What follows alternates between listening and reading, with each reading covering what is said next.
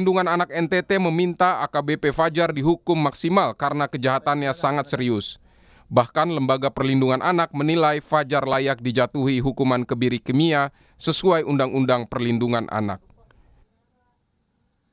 Tegas atas perbuatan kejahatan yang sangat serius ini, dan sebenarnya ini termasuk kejahatan yang luar biasa.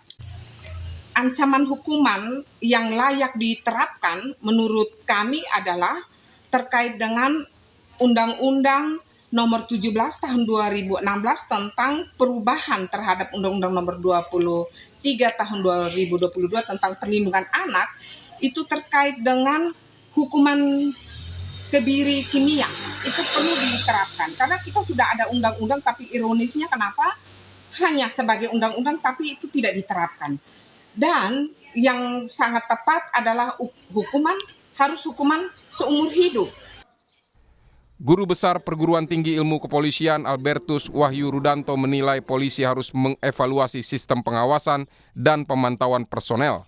Sebab perwira polisi di level seperti AKBP Fajar yang telah menempuh berbagai pendidikan dan dianggap berprestasi justru melakukan perbuatan keji. Dalam ketika dia kemudian menempati penempatan di wilayah lalu ikut Sesbim. Setelah Sesbim kemudian dia jadi Kapolres.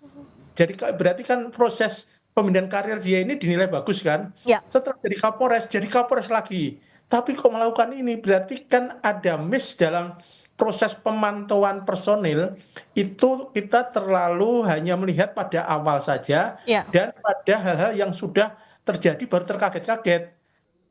Polisi harus memastikan kasus kekerasan seksual ini tuntas agar citra kepolisian tak semakin terbenam. Tim Liputan Kompas TV.